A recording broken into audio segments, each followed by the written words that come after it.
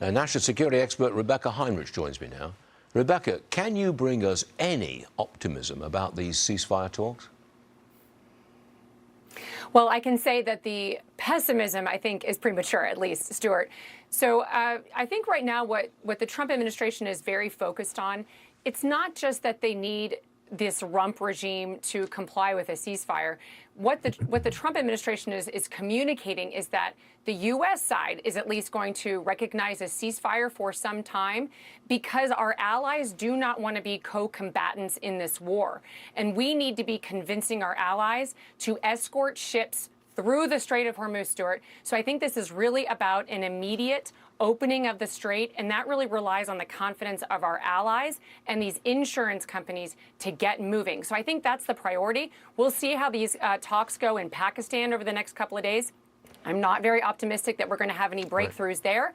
But as President Trump has reassured us, no American troops are leaving the region. So we stand on the ready to get back to our military operations if things just simply don't progress. The trouble is the Iranians are once again playing for time.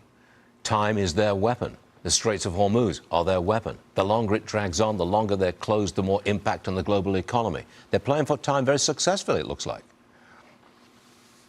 Well, they're playing for time, Stuart, but they're also playing this political game geopolitically. You know, they're really trying to terrorize people to not go through the Strait. I don't think that the Trump administration is being dishonest when they say the Strait is technically open. I mean, the United States military has degraded Iran's capacity to significantly harm ships passing through the Strait. But again, it only takes the fear of one ship being hit for these insurance companies to raise the prices and for companies to not go through. So we need to increase the confidence of our allies and make sure that the Iranians know that they still have no cards to play, Stuart. They really don't. They've been so significantly degraded. On a different subject, I've been reading your new op-ed. Title is America is too dependent on drugs from China.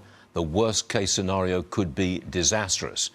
What's the problem here? Which drugs are we talking about? And what is a worst case scenario?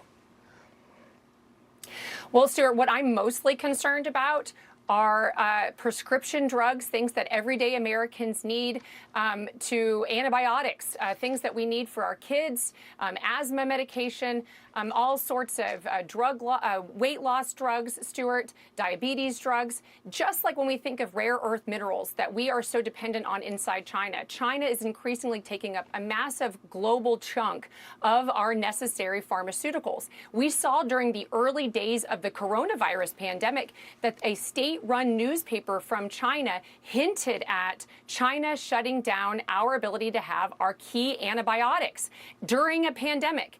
And that should frighten, I think, all of policymakers and get them serious about enforcing our laws to make sure that from the place where a drug is manufactured all the way till it's purchased by an American here or a company in the United States purchases it, that we know where it comes from and that it passes FDA approval, Stuart. I'm going to change the subject one more time.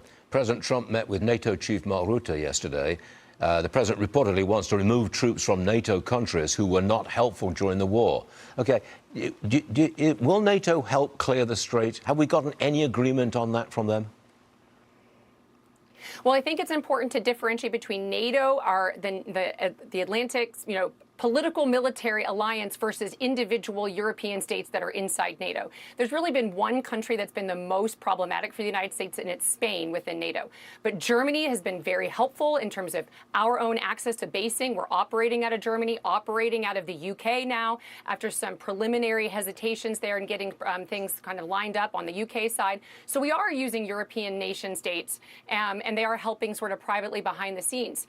But I am hopeful that we are going to get a European-led coalition to open the Strait. And Rutte, the Secretary General of NATO, has been very good. He's got a great relationship with President Trump, making sure that the president understands that we still need NATO. It's better to get these countries more cooperative and not to actually do away with it, because it is how the United States projects power, and it's so much better to have allies now, Stuart. We have so many problems in the world. We've got so many adversaries. We need all the allies. Just so long as NATO gets on with it. You want to help us, get on with it, because time is of the essence. Rebeccah, thanks for joining us. Now,